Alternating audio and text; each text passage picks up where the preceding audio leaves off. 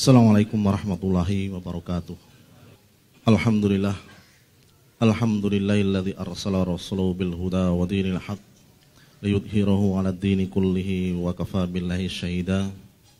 Asyhadu an la ilaha illallah wahdahu la syarikalah wa asyhadu anna Muhammadan 'abduhu wa rasuluhu wa la nabiyya ba'dah. Allahumma shalli wa sallim wa barik ala nabiyyi hadhil ummah wa ala alihi wa ashabihi wa man walah. Wala haula wala quwwata illa billah. Allahumma anfa'na bima 'allamtana wa 'allimna ma yanfa'una warzuqna ilman tanfa'una. Allahumma arinal haqqa haqqan warzuqna ittiba'ah wa arinal batila batila warzuqna ijtinabah. Amma ba'du. Hadirin yang dirahmati Allah Subhanahu wa taala, marilah kita tidak bosan-bosannya untuk membasahi bibir dan lidah kita untuk memuji keagungan Allah Subhanahu wa taala yang masih memberikan kesempatan kepada kita untuk bisa menikmati hidangan Ramadan di tahun ini. Begitu banyak keagungan dan rahmat Allah yang dicurahkan pada bulan yang terbaik ini, dan barang siapa yang memperoleh keberkahan Ramadan hingga akhir dari bulan Ramadan ini, maka sungguh dia telah memperoleh kebaikan yang sangat banyak. Telah diampuni dosanya seperti bayi yang baru dilahirkan. Maka sesungguhnya seseorang yang berhasil memaknai bulan Ramadan satu kali saja dalam kehidupannya, maka itu sudah cukup menjadi sebuah prestasi yang luar biasa, menjadi sebuah penutup dari kehidupannya. Kalau memang dia meninggal sesudah dia menyelesaikan bulan Ramadan, maka itu sudah cukup menjadi jaminan dirinya mendapatkan kebahagiaan, karena Allah Subhanahu wa taala menjanjikan bulan Ramadan itu dengan kebaikan yang sangat banyak. Seseorang yang merugi adalah ketika bulan Ramadan berlalu dari hadapannya sementara dosanya masih belum diampuni. Kita berlindung kepada Allah, mudah-mudahan kita termasuk orang-orang yang diberikan kekuatan untuk bisa mendapatkan keberkahan bulan Ramadan ini. Salat serta salam marilah kita aturkan kepada baginda Rasulullah SAW beserta seluruh keluarga, para sahabat dan orang-orang yang dengan istiqomah meniti jalan sunnahnya. Hadirin yang dimuliakan Allah Subhanahu wa taala, berbicara tentang kisah Nabi Musa, kita berbicara tentang tema yang oleh Allah Subhanahu wa taala jadikan lebih daripada tema-tema yang lain. Ada perhatian yang harus kita berikan lebih pada kisah Nabi Musa di dalam Al-Quran, karena Allah mengulang-ulang kisah tersebut di berbagai surat-surat dalam Al-Quran. Kisah Nabi Musa setidaknya muncul ada di 10 tempat dan disebutkan nama beliau di dalam Al-Quran kurang lebih 136 kali. Penyebutan yang paling banyak di antara nabi-nabi yang lain. Ada pesan yang ingin disampaikan oleh Al-Quran ketika kisah Nabi Musa ini diulang dengan sedemikian rupa. Bahkan terkadang satu tema itu diceritakan dengan angle yang berbeda, karena memang kebutuhan Rasulullah SAW terhadap ibrah dari masa lalu itu mirip kejadian yang dialami oleh Rasulullah SAW, itu memiliki kemiripan dengan yang dialami oleh Nabi Musa. Maka amat sangat penting ketika kita mengkaji kisah Nabi Musa di dalam Al-Quran, tidak hanya dengan Fir'aun, tapi dengan Qarun, dengan Haman, dengan Bani Israel dan lain sebagainya, untuk melihat pola. Karena pola ini kalau sudah kita tangkap, ini akan menjadi sebuah pelajaran kalau kita menghadapi kasus yang serupa. Seperti inilah kira-kira sejarah itu memberikan panduan. Kita lihat pada peristiwa Perang Hunain, tatkala Rasulullah SAW membagikan ghanimah yang sangat banyak itu kepada para pembesar Quraisy, karena mereka baru masuk Islam. pembagian yang sangat tidak berimbang. Orang-orang Quraisy yang masih kerabat Rasulullah ini diberikan ghanimah yang sangat banyak, sementara orang-orang Ansor yang menolong Islam dari awal itu mendapat bagian sedikit. Maka muncul pembicaraan di kalangan Ansor, ini pembagian yang tidak adil. Ini pembagian yang tidak didasarkan atas kehendak Allah Subhanahu wa taala, keadilan Allah Subhanahu wa taala. Ibnu Mas'ud radhiyallahu anhu yang mendengar perkataan ini segera menyampaikan kepada Rasulullah sallallahu alaihi wasallam. Kemudian Rasulullah begitu mendengar berita ini, muka beliau merah padam sambil menahankan amarah. Kalau begitu siapa yang akan berlaku adil? Kalau Allah dan Rasulnya tidak bisa berlaku adil. Ini ungkapan kemarahan Rasulullah SAW yang dinodai kehormatannya oleh perkataan tersebut. Tapi Rasulullah SAW kemudian menutup hadis beliau itu dengan rahimallahu Musa wa laqad udiya aktsar min dzalika fasabar. Semoga Allah merahmati Musa. Musa telah disakiti lebih dari ini dan beliau bersabar. Artinya kisah yang ada pada diri Musa itu memberikan ketenangan pada Rasulullah. Ini belum seberapa. Ini belum seberapa dibandingkan apa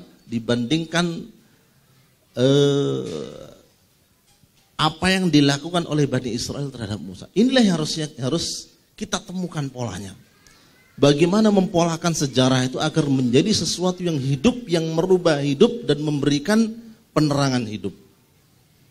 Dan ini akan banyak kita jumpai pada para sahabat. Dan sebenarnya Rasulullah SAW ketika meniti fase-fase dakwah beliau amat sangat banyak mengambil pelajaran dari kisah di dalam Al-Quran, khususnya kisah Nabi Musa alaihissalam. Baik. Hadirin yang dirahmati Allah Subhanahu wa taala, kisah Nabi Musa di dalam Al-Quran adalah kisah yang paling banyak disebutkan oleh Allah Subhanahu wa taala. Kalau tadi disebutkan oleh Ustaz Budi, kisah Nabi Yusuf itu kisah paling panjang, paling runtut, tapi hanya di satu tempat selesai. Dari mulai awal sampai akhir. Jadi ada mukodimahnya, ada khitamnya, ada prolognya itu sampai epilognya.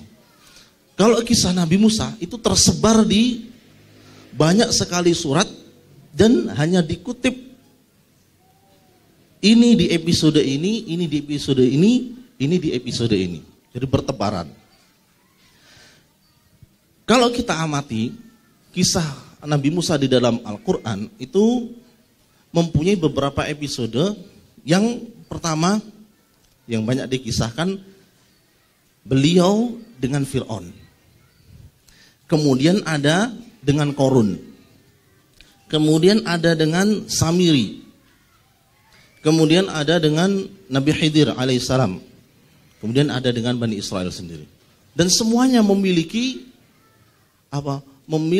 tema kisah yang sangat menarik dan membawa pelajaran yang sangat mendalam sebagai sebuah panduan kita untuk beragama. Karena ini diceritakan oleh Al-Quran. Karena terkadang Allah Subhanahu wa taala ketika ingin mendidik diri kita itu tidak hanya dengan menjelaskan hukumnya, ahkamnya, tapi lewat ceritanya. Dan bukan sebuah kebetulan ketika isi kandungan Al-Quran itu didominasi oleh cerita. Ragam tema dalam kisah Nabi Musa, episode Nabi Musa dengan Fir'aun itu berkaitan dengan kekuasaan, kesombongan, dan kezaliman. Inilah yang hari ini akan kita kaji insya Allah. Kemudian dengan Korun, itu fitnah kekayaan.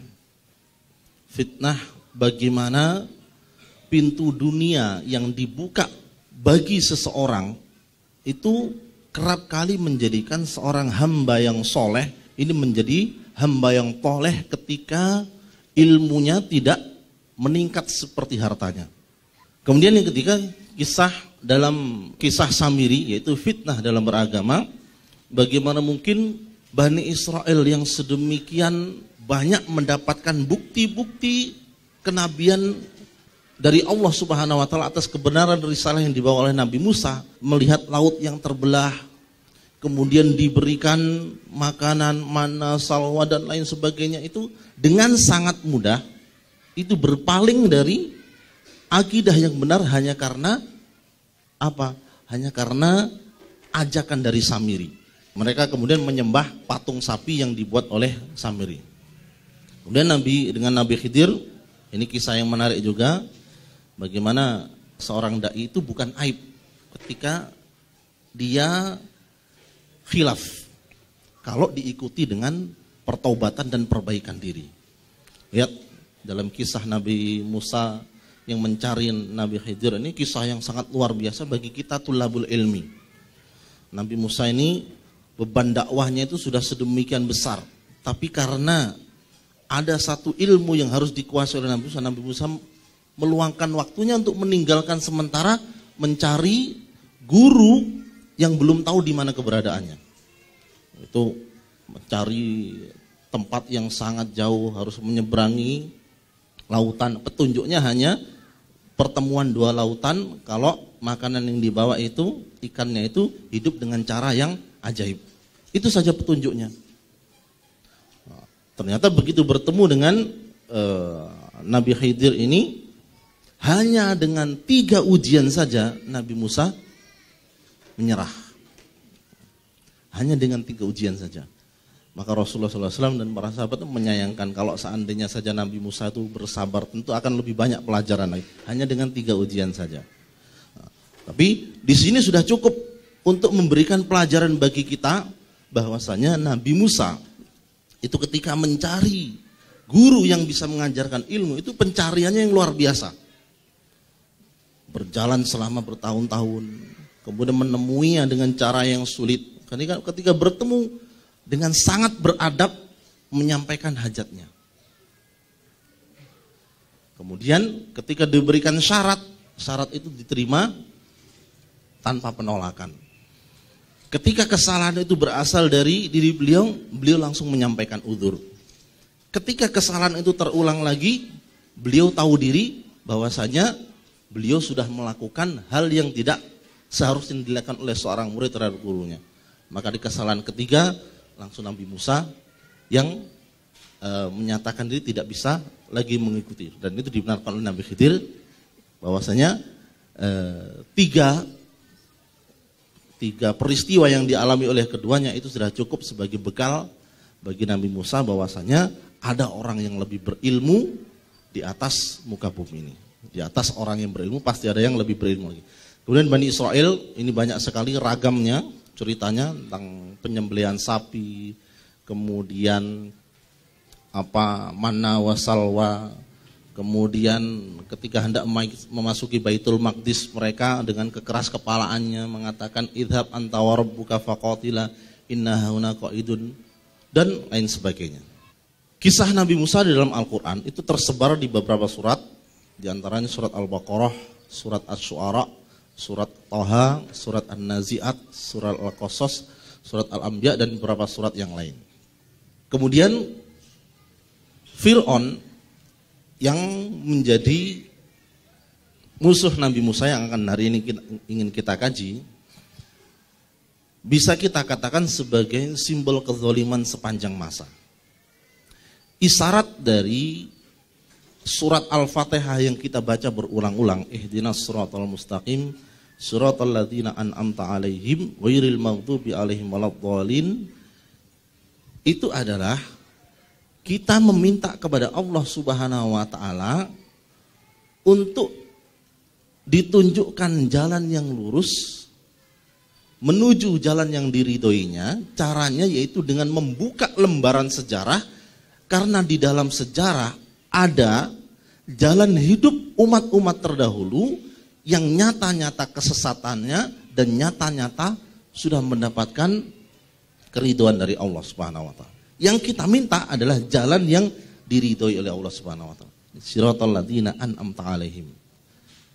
Maka di dalam Al-Qur'an ada kisah-kisah orang-orang soleh yang berhasil menjalani kehidupan mereka di atas keridhaan Allah. Sebagaimana ada juga kisah-kisah orang yang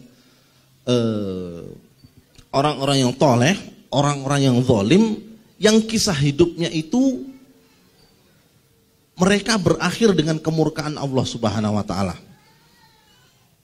Nama-nama selain orang soleh di dalam Al-Quran ada Fir'aun, ada Abu Lahab, ada Haman, kemudian ada siapa lagi? Ini berapa nama-nama orang-orang yang durhaka kepada Allah Subhanahu wa taala tapi disebut di dalam Al-Quran. Jadi tidak semua yang disebut di dalam Al-Quran itu baik, tapi ada sesuatu atau seseorang yang disebut di dalam Al-Quran untuk diambil pelajaran bahwasanya mereka itu adalah orang-orang yang tidak baik dan jangan ikuti jejak mereka. Fir'aun itu mengumpulkan di dalam dirinya kesesatan dalam akidah, kemudian kezaliman di puncak kezaliman, kemudian menolak kebenaran walaupun sudah diberikan peringatan. Sihir dan perdukunan. Seorang penguasa yang bisa mewujudkan semua apa yang diinginkannya itu justru tidak tahu ini apakah menjadi sebuah pola dalam sebuah kepemimpinan yang absolut. Semakin kokoh kedudukan seseorang, semakin dia itu terjerumus lebih dalam ke dalam khurafat. Apakah ini menjadi sebuah pola? Wallahu alam. Tapi yang jelas Fir'aun yang kekuasaan dunia ada di dalam genggamannya, teknologi yang dicapai dalam imperiumnya itu sudah sedemikian rupa memberikan warna dalam peradaban dunia, tapi dia masih melindungi kekuasaannya itu dengan para penyihir yang ada di sekelilingnya. Perhatikan kerusakan yang ada pada seorang pemimpin yang sudah di puncak kepemimpinannya. Kemudian kekuasaan yang absolut itu cenderung menjadikan memandang rendah orang lain atau ras lain. Kalau perbudakan yang dilakukan oleh Fir'aun di Bani Israel ini dimulai sejak melihat fenomena Bani Israel yang pertumbuhannya itu amat pesat. Bani Israel itu dimulai kisahnya di negeri Fir'aun itu ketika dibawa oleh Nabi Yusuf. Nah, jadi 12 anak Yakub itu dibawa semuanya ke Mesir dan mereka adalah bangsa yang produktif, beranak pianak, sehingga itu mengancam eksistensi dari penduduk Kipti asli. Maka kemudian pemerintah atau negara mengeluarkan sebuah aturan bahwasanya orang Bani Israel itu harus menahan laju pertumbuhannya. Bidan-bidan yang ditugaskan oleh negara itu disuruh kalau laki-laki yang lahir itu suruh bunuh, kalau perempuan dibiarkan. Rupa-rupanya wanita Bani Israel ini kuat-kuat, tidak melalui persalinan pun akhirnya lahir. Bidan pun tidak berani kemudian kalau seperti itu. Maka kemudian di puncak kekalutannya muncul keputusan dari Fir'aun bahwasanya setiap bayi laki-laki yang lahir itu harus dibunuh. Ini berlangsung selama bertahun-tahun. Lama-kelamaan muncul generasi yang didominasi oleh wanita. Sementara orang-orang Mesir itu sangat kuat bergantung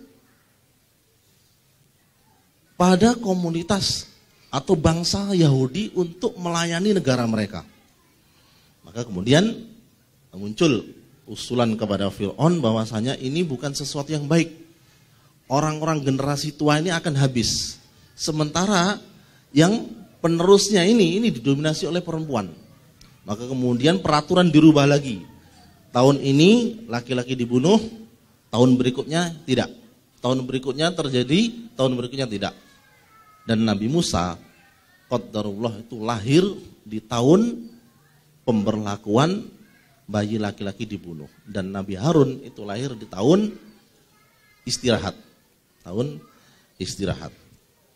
Jadi perbudakan itu dimulai dari situ. Kemudian mengaku sebagai Tuhan, ini puncak dari kesombongan seorang pemimpin yang menguasai atau yang menggenggam dunia di tangannya. Maka berhati-hatilah ketika seorang pemimpin itu terwujud semua keinginannya. Kalaupun tidak seorang pemimpin, maka dalam skala kecil saja, seseorang yang segala keinginannya itu terwujud, semua keinginannya itu disokong oleh fasilitas, ini akan sangat mudah memunculkan perasaan yang mirip seperti Fir'aun. Dan ini adalah Fir'aun kecil. Fir'aun kecil. Menolak kebenaran, mengaku sebagai Tuhan, merasa bisa melakukan semua hal. Merasa bahwasanya semua yang ada pada dirinya itu sudah cukup untuk melayani kehidupannya. Kemudian memandang rendah manusia, kemudian di sisi lain dia memperkuat diri dengan hal-hal yang membatalkan agamanya. Hadirin dirahmati Allah Subhanahu wa taala, dengan mengenal pola sejarah, sebenarnya kita sedang mengenal sunatullah dalam roda kehidupan. Orang-orang semacam Fir'aun akan sangat mudah kita jumpai ada di setiap zaman, atau paling tidak karakternya adalah karakter Fir'aun, karena Al-Quran ingin mengejarkan kepada kita bahwasanya pola sejarah itu kalau kita sederhanakan dalam kacamata Islam, itu adalah sunatullah. Sebagaimana ada Fir'aun, di situ ada pula Musa. Setiap kejahatan itu pasti akan hancur dengan kebenaran. Setiap orang yang membawa kebenaran, walaupun di awalnya itu mengalami kepahitan perjuangan, di akhirnya akan mendapatkan manisnya perjuangan. Maka mengenal sunatullah dalam roda kehidupan itu adalah spirit yang ingin dibangkitkan dari kisah yang ada di dalam Al-Quran, terlebih dalam kisah Nabi Musa dan Fir'aun ini.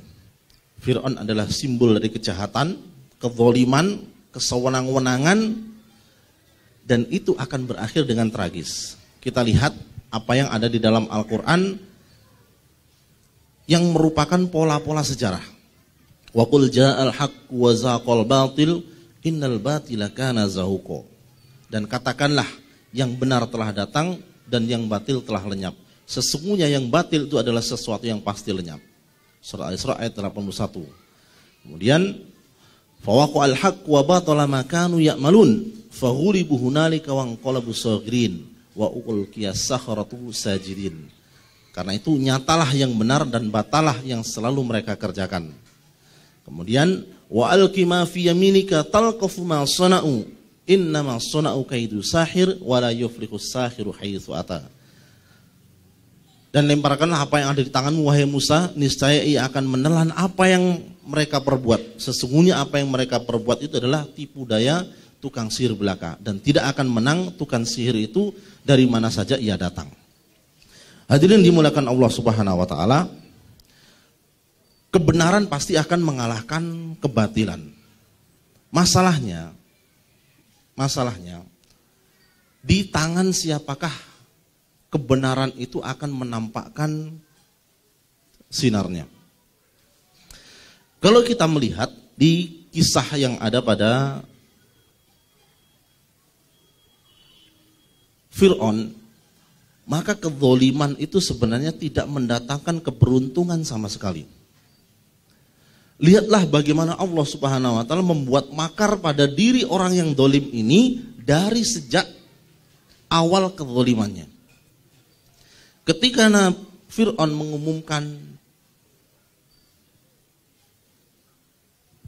kebijakan negara bahwasanya bayi laki-laki dari Bani Israel itu harus dibunuh, Allah Subhanahu wa taala membuat makar pada keluarga Fir'aun yang ternyata bayi yang sangat ditakuti keberadaannya ini justru adalah bayi yang diambil oleh keluarga Fir'aun dan dibesarkan di dalam istana. Ini makar yang pertama. Wa makaru wa makarallah wallahu khairul makirin. Untuk apa?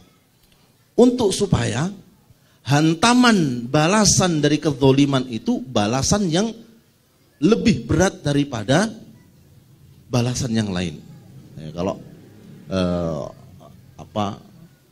kemungkinannya adalah Nabi Musa itu bukan orang yang pernah dipelihara oleh Fir'aun di istananya, itu mungkin tidak cukup menohok hati Fir'aun ketimbang seorang anak yang dipelihara dengan penuh kasih sayang itu ternyata adalah orang yang paling ditakuti. Jadi Allah berkehendak untuk menjadikan orang yang paling dibenci oleh Fir'aun ternyata adalah orang yang pernah sangat ia sayangi. Kemudian yang kedua, bagaimana ternyata Allah Subhanahu wa taala menjadikan orang yang ada di sekeliling Fir'aun itu adalah orang-orang yang pertama kali mengingkari ketuhanannya. Orang-orang yang mengingkari ketuhanannya. Dimulai dari istrinya, kemudian tukang sisir anaknya, kemudian pamannya, seseorang yang menyembunyikan imannya dalam hatinya, kemudian seorang anak yang dipelihara di dalam istananya. Ternyata istri dari orang yang mengaku Tuhan adalah orang yang beriman. Ternyata akhir hayat dari istri tercinta Fir'aun itu justru berlindung dari Fir'aun. Rabbi menili indaka baitan fil jannati wa najjini min fir'aun wa amali. Ini suami seperti apa nih, sampai istrinya di akhir hayatnya itu berlindung kepada Allah dari kejahatan Fir'aun. Dan ini makar semacam apa?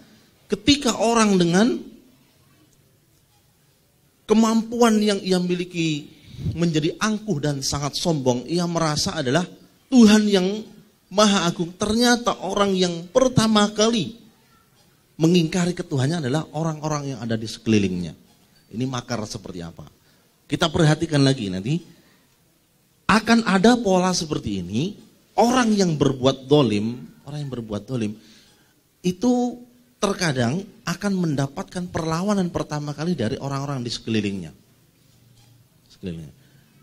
Kita pahami pola yang ini. Jadi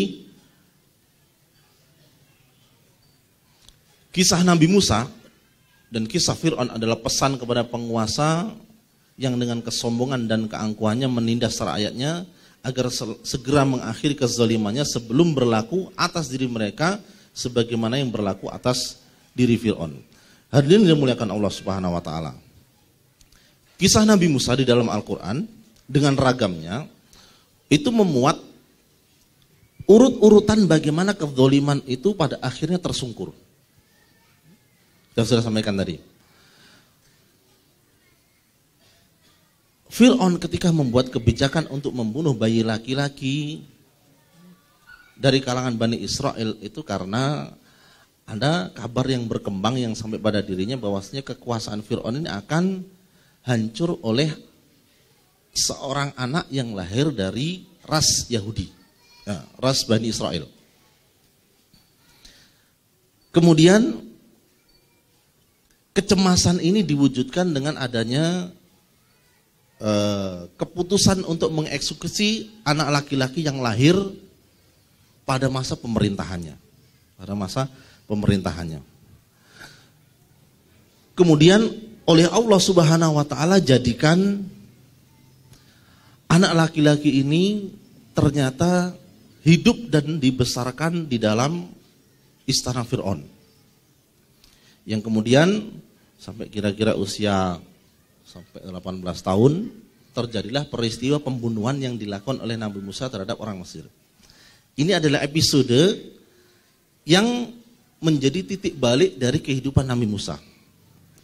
Nabi Musa kemudian melarikan diri ke negeri Madian, yang kemudian pertama kali di sana bertemu dengan dua orang perempuan anak Nabi Syuaib yang tidak bisa memberikan minuman binatang ternaknya karena harus berdesak-desakan dengan orang laki-laki.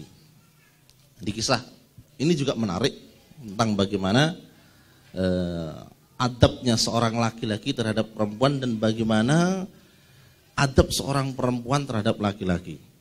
Jadi perempuan ini tidak mau berdesak-desakan, ini menunjukkan memang muruahnya yang terjaga.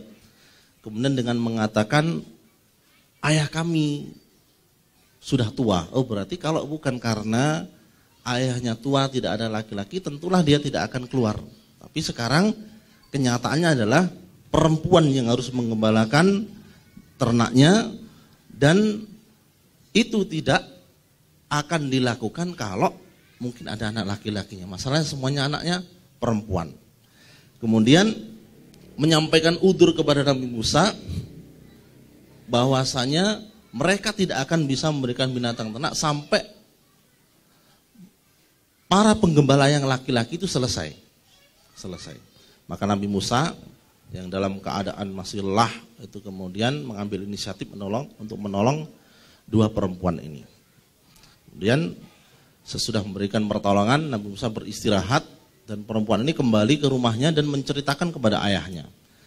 Kemudian datanglah perempuan tersebut, salah satunya kalau dalam Al-Quran sangat detail sekali menyebutkan faja'at ihdahunna tamsi ala istihya.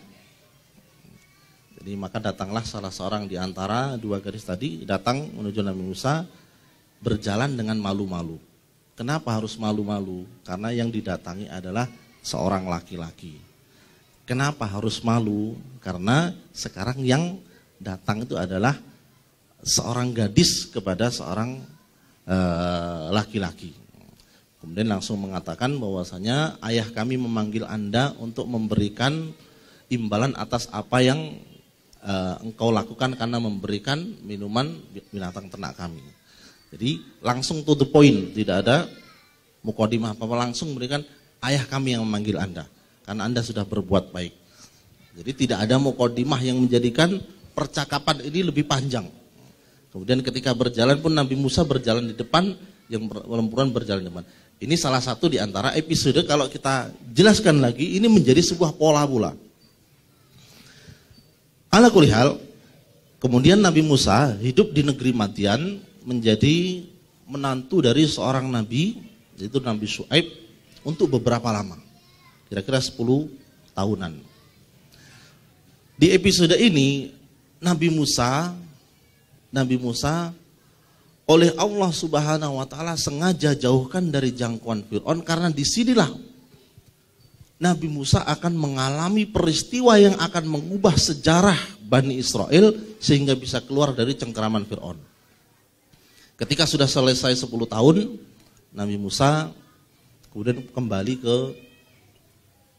Mesir. Karena keluarganya masih hidup di dalam perbudakan. Kemudian ketika di malam yang sangat gelap, Nabi Musa berinisiatif untuk mencari api sebagai penerangan, sebagai penenang untuk keluarganya, karena malam itu malam yang sangat dingin. Beliau melihat ada api yang menyala di sebuah gunung. Ketika didekati ternyata api itu berasal dari sebuah pohon yang terbakar tapi tidak terbakar. Ternyata disitulah tempat yang Allah kehendaki untuk Allah memilih Nabi Musa sebagai pembebas dari Bani Israel.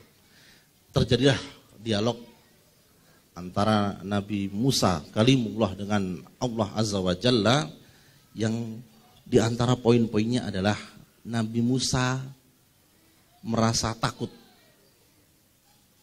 karena pernah melakukan kesalahan di negeri Fir'aun, tapi oleh Allah kuatkan. Nabi Musa meminta kepada Allah Subhanahu wa taala untuk diberikan kekuatan. Doa yang sangat kita kenal, Rabbis shrahli sadri wa yassirli amri wahlul 'uqdatam min lisani yafqahu qawli. Itu adalah doa supaya Nabi Musa dengan segala kelemahannya itu diberikan kekuatan oleh Allah Subhanahu wa taala. Kemudian meminta pula Nabi Harun saudaranya untuk berserikat dengan beliau dalam urusan ini. Karena Nabi Musa memiliki kelemahan dan beliau sadari itu dalam hal penyampaian. Lisannya kurang fasih. Maka keduanya pun mendapatkan semua yang mereka inginkan. Allah mengabulkan semuanya. Maka datanglah keduanya ke dalam istana Fir'aun untuk mengakhiri kezaliman yang berlaku di Bani Israel. Orang zalim atau Fir'aun ini ternyata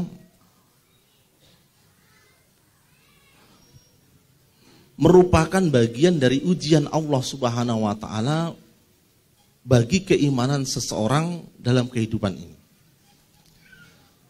Fir'aun dari masa ke masa itu akan selalu ada, sebagaimana Musa dari masa ke masa itu selalu ada.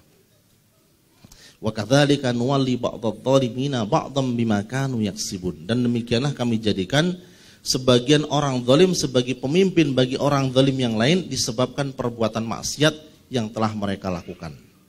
Ada sebuah hadis yang mengatakan kama takunu yuwalla alaikum, sebagaimana keadaan kalian maka seperti itulah kalian akan diberikan pemimpin. Hadis ini banyak ditaifkan oleh para ulama, tapi banyak yang menjadikannya sebagai sebuah ungkapan karena memiliki syahid dari ayat ini, karena memiliki keterkaitan dengan ayat ini. Bahwasanya kezaliman itu terkadang karena perbuatan yang merata di rakyat itu sesuai dengan karakter pemimpin yang menjadi penguasa mereka. Sebagaimana kalian seperti ini, maka kalian pun seperti ini. Ada seseorang yang datang kepada Ali bin Abi Thalib yang mengkritik kepemimpinannya. Kenapa kepemimpinannya itu berbeda dengan kepemimpinan seperti pada Mas Abu Bakar dan Umar. Ali bin Abi Thalib mengatakan kalau pada masanya Umar dan Utsman itu pemimpinnya seperti mereka, rakyatnya seperti aku dan yang sepertiku. Adapun sekarang ketika aku jadi pemimpin, itu pemimpinnya seperti diriku, rakyatnya seperti kalian. Rakyatnya seperti kalian. Maka akan ada sebuah perdebatan yang panjang kalau mau dipetakan, memunculkan pemimpin yang adil itu dimulai dari bawah ataukah dari atas. Apakah pemimpin yang adil itu bisa serta-merta muncul dari rakyat yang rusak, ataukah pemimpin yang adil ini muncul dahulu kemudian mengislah rakyatnya menjadi rakyat yang beradab? Apakah polanya seperti Umar bin Abdul Aziz, ataukah polanya mungkin seperti Bani Israel yang mengangkat Nabi Daud atau Taulut sebagai pemimpin? Ini pemimpinnya, ini rakyatnya rusak semua, tapi pemimpin yang diangkat ini pemimpin yang baik, kemudian menjadi baiklah. Ataukah seperti Umar bin Abdul Aziz, rakyatnya yang sudah sedemikian rupa dipimpin oleh pemimpin yang adil, kemudian keadilannya mewarnai. Ini akan selalu menjadi perdebatan panjang, tapi intinya adalah pemimpin itu mempunyai pengaruh terhadap rakyat dan rakyat itu mempunyai pengaruh terhadap pemimpin. Maka kama takunu yuwalla alaikum, sebagaimana kondisi kalian, seperti itulah pemimpin kalian, seperti itulah yang akan memimpin kalian. Hadis jadi tidak bisa diamalkan, tapi yang bisa diamalkan seperti ini. Kalau ini adalah ayat, maka tidak harus pemimpin yang adil itu lahir dari masyarakat yang terbina. Maka berarti perjuangan bisa langsung lewat atas. Atau tidak harus pemimpin itu konsentrasi itu harus ke atas dulu supaya bawahnya itu baik. Kenapa tidak? Ketika kita berdebat tentang masalah itu, kita lihat lagi sejarah. Bagaimana Bani Israel yang sudah lelah dengan perjuangan melawan musuh ini meminta kepada nabi mereka supaya mengangkat seorang raja. Ini sudah meminta kepada nabi mereka untuk mengangkat seorang raja. Mereka kemudian berkomitmen untuk mentaati raja yang terpilih tersebut. Begitu keputusan dari Allah Subhanahu wa taala mengangkat Talut itu sebagai raja, kenapa justru orang yang pertama kali berikrar mengatakan anna yakunu lahul mulk alaina wa nahnu ahaqqu bil mulki wa lam yu'ta sa'atan minal mal. Bagaimana mungkin orang ini yang menjadi pemimpin di atas kami? Kami lebih berhak daripada dia. Dia tidak berasal dari orang yang kaya. Dia tidak mempunyai kekayaan yang sedikit. Nah, ini orang Bani Israel. Jadi ketika pola kepemimpinan mereka itu dilihat dari seberapa besar finansialnya. Bahkan ketika mereka ikrar, mereka sendiri melanggar ikrar mereka. Mereka meminta kepada nabi mereka untuk diangkat dari kalangan mereka raja yang memimpin perjuangan mereka fisabilillah. Padahal sudah diwanti-wanti. Nanti kalau kalian diangkat memimpin, nanti kalian tidak mau mentaatinya. Bagaimana mungkin kami tidak mentaatinya? Kami sudah diusir dari negeri kami sudah dipisahkan dari anak-anak dan istri kami. Ketika itu benar-benar terjadi, mereka mau. Tapi pemimpin itu kemudian bisa mewarnai rakyatnya. Dan ujungnya pada masa kepemimpinan Nabi Daud dan Nabi Sulaiman. Nah, ini satu pola. Pola yang kedua, pola seperti Umar bin Abdul Aziz. Umar bin Abdul Aziz. Jadi rakyat yang ketika itu terbuai atau terwarnai kondisi sosialnya seperti kebiasaan yang terjadi pada pemimpinnya, tapi begitu pemimpinnya berganti dengan pemimpin yang soleh, maka kesolehan dari pemimpin ini mewarnai kehidupan sosial dari rakyat di bawahnya. Kalau pada masa sebelumnya itu obrolan dari rakyat Bani Umayyah itu adalah tentang berapa banyak budakmu, bagaimana tentang pestamu dan lain sebagainya. Tapi begitu ganti kepemimpinan di era Umar bin Abdul Aziz, warnanya sudah beda. Warnanya itu persis seperti warna yang terjadi di pemimpin. Bagaimana sholatmu, bagaimana Al-Quranmu, bagaimana ibadahmu yang ini. Pertanyaan berbeda. Bahkan keadilan dari seorang pemimpin ini menjadikan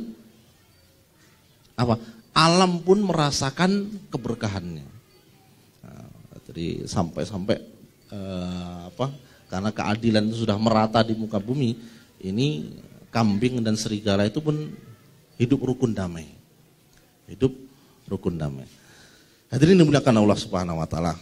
Jadi Fir'aun dari masa ke masa harus kita kenali karakternya untuk kita kemudian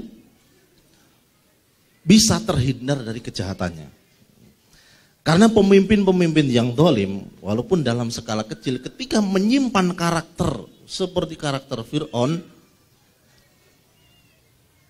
dikhawatirkan fitnahnya yang sampai kepada rakyatnya itu fitnah yang menjadikan orang-orang pengikut Fir'aun kelak itu dijerumuskan ke dalam api neraka karena mereka dengan sukarela mengikuti kehendak Fir'aun. Nanti Fir'aun itu akan diikuti oleh sekian banyak pengikutnya di dalam neraka yang kemudian pengikut-pengikutnya ini menggugat mereka. Ya, nanti para pengikut-pengikut dari seorang pemimpin yang dolim itu akan menggugat pemimpinnya karena lantaran pemimpinnya itulah mereka masuk ke dalam neraka. Bahkan manusia yang merasa dibohongi oleh iblis itu pun menggugat iblis di dalam neraka. Kenapa? Kalau bukan karena iblis kita tidak akan masuk neraka.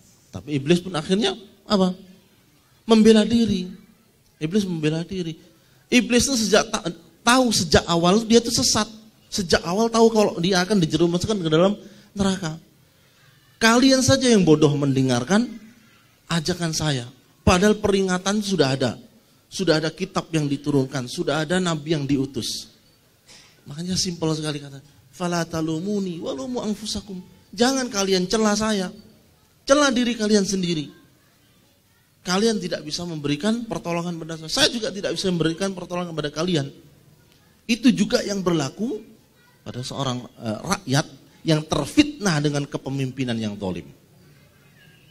Maka harus dimunculkan Musa-Musa baru yang bisa mengimbangi kepemimpinan yang dolim tersebut. Bagaimana caranya? Coba kita lihat lagi dengan jeli bagaimana Allah mentarbiah Musa dari titik nol, bahkan titik yang hampir sama titiknya,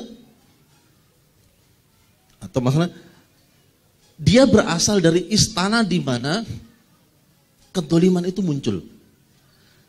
Tapi Allah program sedemikian rupa sehingga dia menjadi penentang kebatilan tersebut, kezaliman tersebut, sampai kezaliman pun itu pun akhirnya tersungkur.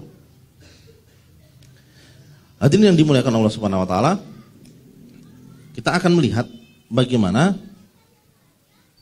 kezaliman Fir'aun. Untuk kita kenali kezaliman itu sekarang ada di mana di masa kita.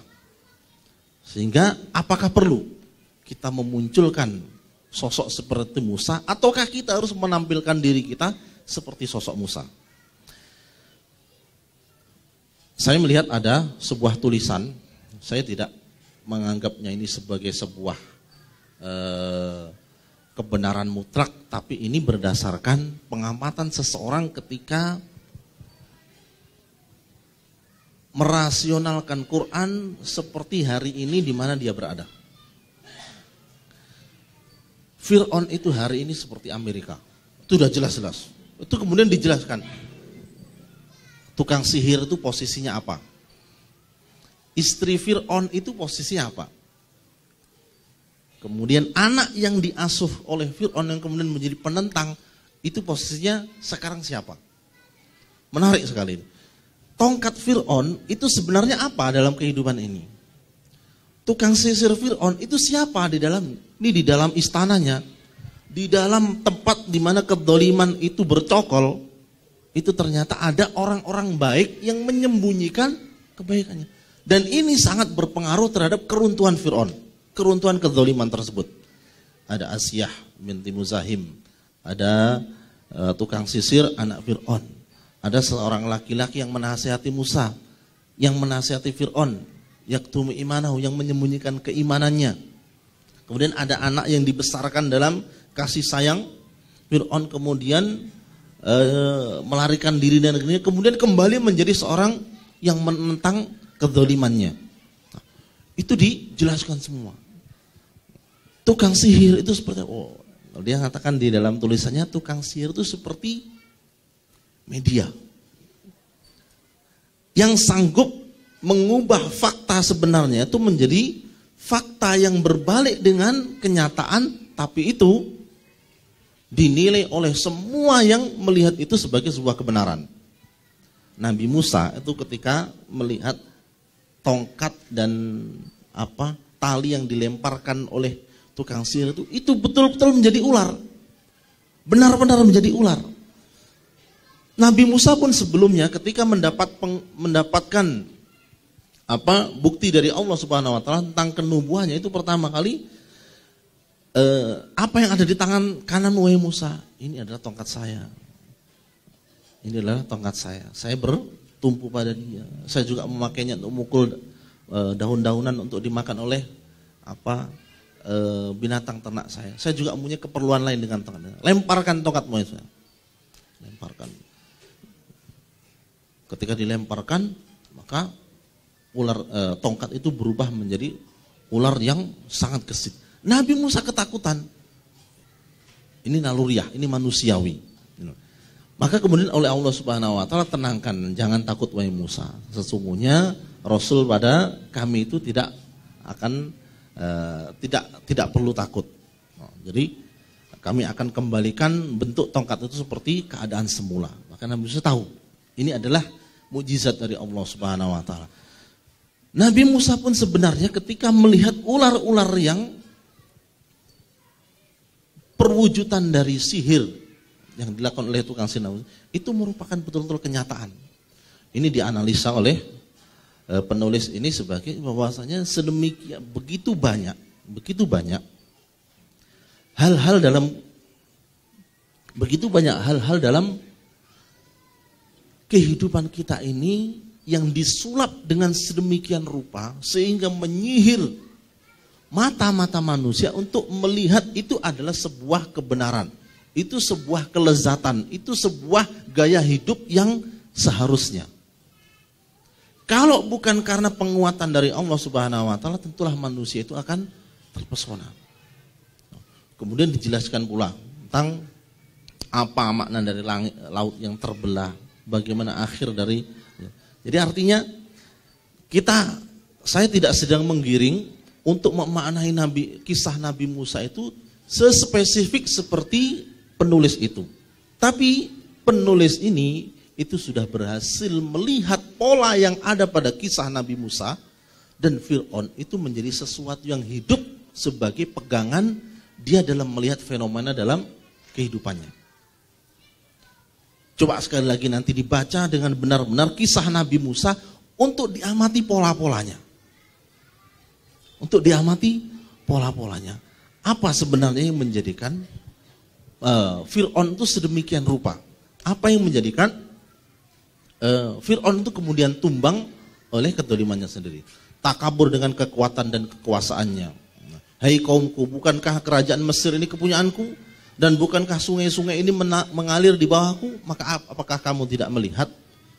Karena kemampuan teknologinya, karena kemampuan yang ada pada dirinya, dia kemudian mengklaim bahwasanya keberhasilan ini itu adalah jerih payahnya. Ini adalah hasil kerja dia. Dia mengesampingkan faktor-faktor ketuhanan. Kemudian wa qala fir'aun ya Haman ibn li sarhal ali ablughul asbab as-samawati fa'attali ila ilahi Musa wa inni la'adhunnu kadhiba. Berkatalah Fir'aun, hai Haman, buatkanlah bagiku sebuah bangunan yang tinggi supaya aku sampai kepada pintu-pintu langit, supaya aku dapat melihat Tuhan Musa. Dan sesungguhnya aku memandangnya sebagai seorang pendusta. Lihat ketakaburannya dengan kemajuan teknologi yang diperoleh dalam kekuasaannya sehingga dia menjadikan itu semua sebagai jawaban dari semua fenomena alam. Jadi seakan-akan semuanya bisa dijawab dengan apa yang ada dalam genggamannya. Sekali lagi, mengesampingkan faktor-faktor ketuhanan. Ini kisah Nabi Musa, kalau kita urutkan, mudah-mudahan ini menjadi sebuah gambaran bagaimana sosok Nabi Musa itu disekenariokan oleh Allah Subhanahu wa taala sebagai penumbang dari kezaliman. Dilahirkan dari bangsa yang diperbudak oleh Fir'aun. Tidak harus seorang pemimpin itu lahir dari ras pemimpin. Berarti ada juga kepemimpinan yang lahir dari kaum yang tertindas. Kemudian diselamatkan oleh Allah dari makar negara atas rakyatnya, bahkan kemudian diasuh dan dibesarkan di dalam istana, di jantung musuh. Ini makar Allah Subhanahu wa taala terhadap Fir'aun. Orang yang sangat mengasihinya itu ternyata adalah orang yang sangat membencinya. Seorang anak yang dibesarkan dengan penuh kasih sayang itu ternyata adalah seorang anak yang kelak akan menumbangkan kerajaannya. Kemudian mendapatkan ujian sehingga harus keluar dari kenyamanan istana dan pergi ke negeri yang bebas dari jangkauan Fir'aun.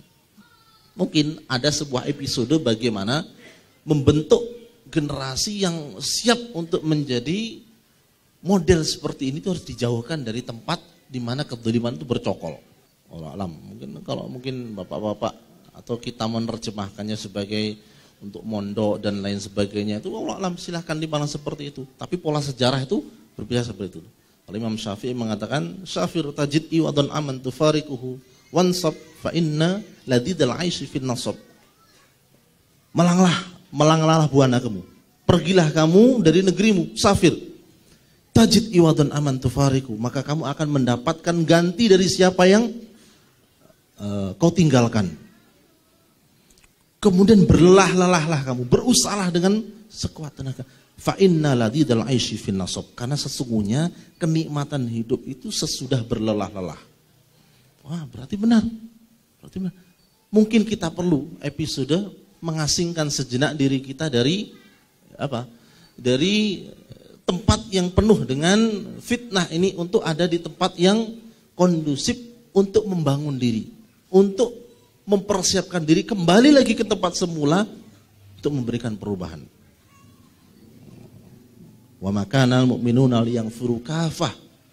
Tidak selayaknya kaum mukmin itu semuanya pergi ke medan perang. Walau la nafar min kulli firqatin minhum ta'ifah. Kenapa tidak ada sekelompok orang dari mereka tidak ikut perang, tapi liyatafaqahu fid din. Mereka tuh mendalami ilmu agama. Waliyundiru qaumahum idza raja'u ilaihim, supaya mereka bisa kembali ke kaumnya dan memberikan mereka peringatan. Nabi Musa awalnya takut, tapi dikuatkan, dikokohkan oleh Allah dengan pertolongan-pertolongannya. Sangat wajar seorang manusia, seorang pejuang itu takut, tapi takutnya manusiawi. Tapi ketika ia yakin pertolongan Allah itu datang, disitulah kekuatannya. Kemudian pertolongan Allah atas Nabi Musa satu demi satu menghancurkan sendi-sendi kekuatan Fir'aun. Kemudian yang menarik di sini, Nabi Musa yang sedang berjuang ini itu tidak pernah tahu skenario Allah Subhanahu wa taala atas dirinya dan Bani Israil itu apa. Jadi ketika disuruh keluar dari Mesir, itu keluar saja. Sampai di bibir pantai, di bibir laut, itu Nabi Musa tidak tahu apa yang terjadi. Ketika ditanyakan, hanya sampai sini Kak, saya itu diperintahkan.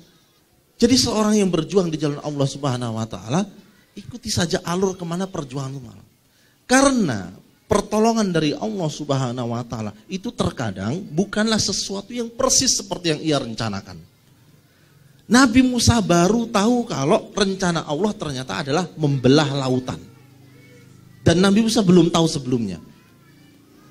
Maka ketika diperintahkan Nabi Musa untuk memukulkan tongkatnya di laut tersebut, Nabi Musa itu hanya mengambil sebab saja. Bukan karena tongkat itu, tapi karena Allah berkehendak untuk menjalankan kehendaknya, tapi sesudah sebab itu diambil. Ini rahasia kenapa Rasulullah SAW untuk meraih kemenangan itu harus babak belur dulu. Berdarah-darah, harus berusaha, harus sedih, kemudian berstrategi, harus sembunyi-sembunyi dan lain sebagainya. Padahal sudah jelas sekali Nabi Muhammad adalah Nabi yang sangat dikasih oleh Allah Subhanahu wa taala. Kemenangannya sudah dijamin, tapi kemenangan yang dijamin ini harus dijemput. Harus dibayar dengan sebab yang diambil. Dan sebab yang diambil, kalau orang itu sikoh kepada Allah Subhanahu wa taala, itu tidak mesti berkaitan dengan musababnya. Lihat. Jadi Nabi Musa hanya mukulkan tongkatnya saja. Apakah ada tongkat yang bisa memberikan efek seperti itu secara logika? Tidak ada. Tapi seperti itulah Allah. Yang penting dai itu mengambil sebab, yang penting orang itu mengambil sebab dari suatu usaha, maka kemudian dari situlah Allah Subhanahu wa taala memberikan jalan keluar. Terbelahlah langit, terbelahlah laut itu sehingga Bani Israel bisa melewati itu semua. Kemudian Fir'aun dalam kisah ini dilahirkan dari bangsa yang maju teknologi dan peradabannya. Kemudian karena kepongahannya, karena kemajuan yang ada pada dirinya, itu mempermudah Bani Israel memandang hina bangsa lain. Kemudian ketika kemajuan demi kemajuan ia capai tanpa ada halangan, ini patut kita sadari juga, ada istilah yang namanya istidraj. Orang yang jahat, orang yang berdosa, penuh dosa, ketika ia melakukan sesuatu itu selalu sukses. Ini penjahat, tapi tidak pernah terjerat oleh hukum. Orang ini pembunuh, pemerkosa, koruptor, tapi tidak pernah mendapatkan hukumannya. Jangan-jangan ini adalah cara Allah Subhanahu wa taala menyesatkan orang ini sampai pada titik dia tidak bisa kembali, disitulah dia dieksekusi. Persis seperti Fir'aun. Semua usahanya itu selalu sukses. Karena Allah tidak berkehendak Fir'aun ini bisa tobat. Bahkan ketika hendak tobat itu sudah digulung oleh lautan, itu hendak mengucapkan itu sudah mengatakan, saya beriman kepada Tuhan Bani Israel, Tuhannya Musa dan Harun. Itu adalah dalam sebuah riwayat, itu malaikat Jibril itu langsung menyumpal mulutnya Fir'aun supaya tidak mengatakan pertobatan. Karena pertobatan ketika itu sudah tidak lagi berlaku.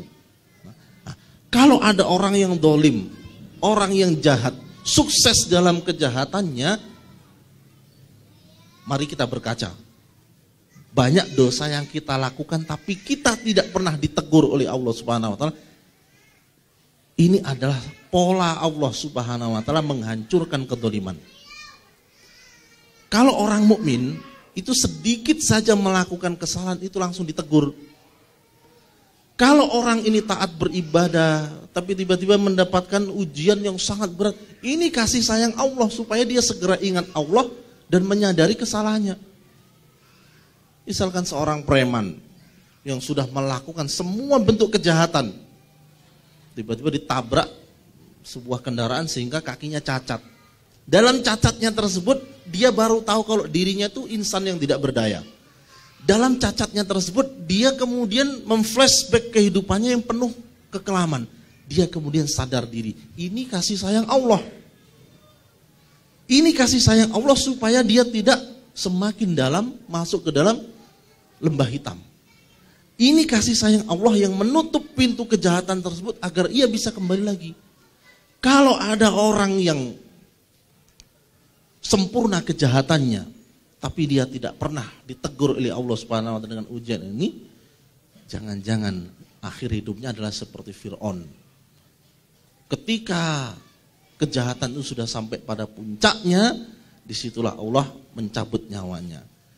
Ketika taubat itu datang, ketika iman itu membuncah, itu semuanya sudah telat. Lihat pola kedzaliman bagaimana Allah Subhanahu wa taala mengukurnya. Jadi kemudian fal yauma nunajjika bi badanika litakuna liman khalfaka ayah wa inna katsiran min nasi an ayatina laghafilun. Maka pada hari ini kami selamatkan badanmu supaya kamu dapat menjadi pelajaran bagi orang-orang yang datang sesudahmu, dan sesungguhnya kebanyakan dari manusia lengah terhadap tanda-tanda kekuasaan kami. Hadirin dimuliakan Allah Subhanahu wa taala, bukan tanpa alasan ketika Allah Subhanahu wa taala menyelamatkan jasad Fir'aun. Fir'aun ini sudah sedemikian kuat menanamkan kesesatannya kepada rakyatnya, bisa jadi rakyatnya itu butuh sesuatu yang lebih dari sekedar berita. Karena itulah adanya bukti, inilah akhir dari orang yang mengaku Tuhan itu, maka ada bukti yang bisa dilihat oleh mata. Maka Allah selamatkan khusus Fir'aun itu jasadnya. Untuk bisa dijadikan pelajaran bagi generasi berikutnya, inilah balasan orang dolim tersebut. Inilah balasan dari orang yang terfitnah kekuasaan. Dan ini otomatis juga bagi pelajaran bagi kita.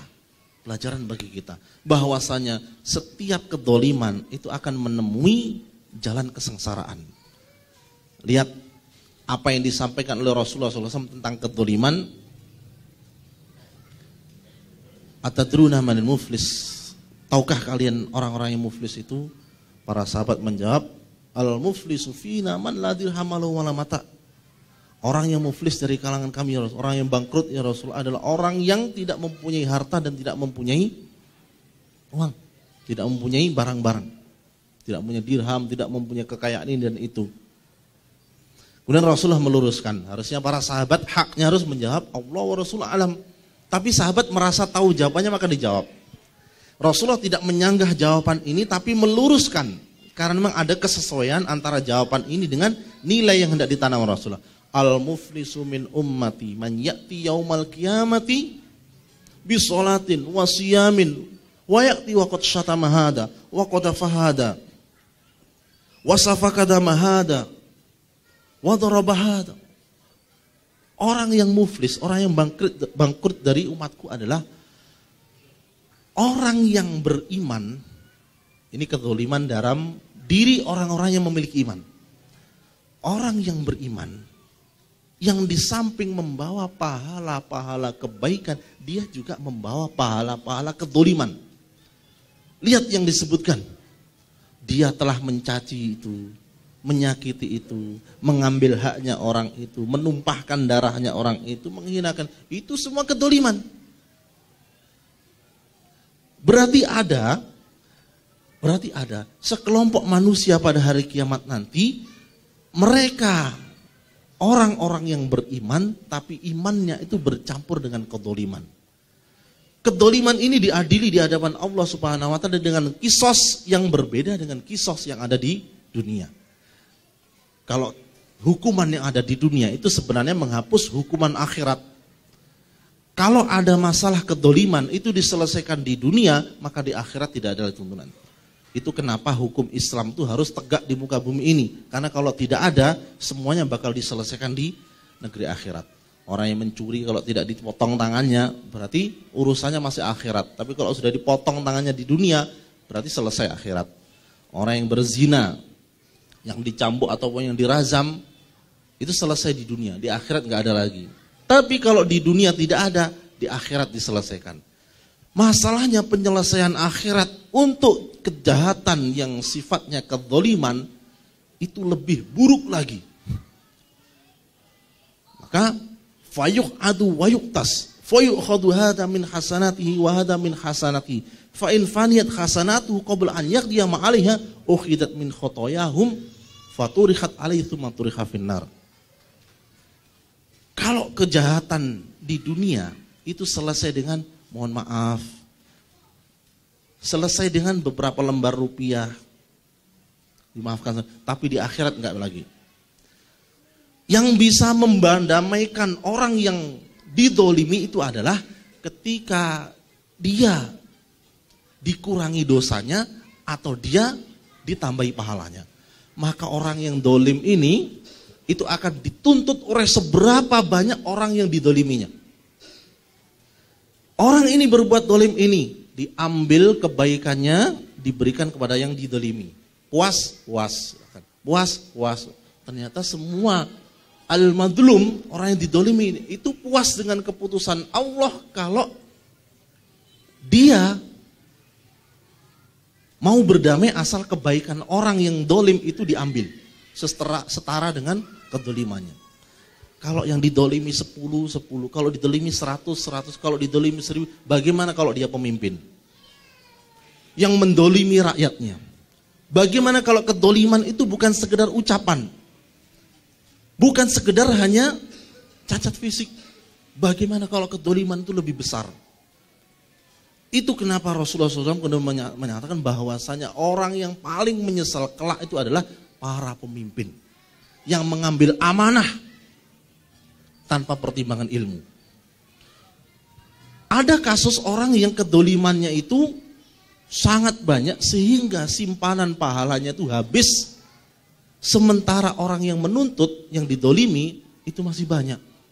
Maka keadilan Allah Subhanahu wa Ta'ala kemudian menyatakan dosa orang yang didolimi itu ditimpakan kepada orang yang berbuat dolim.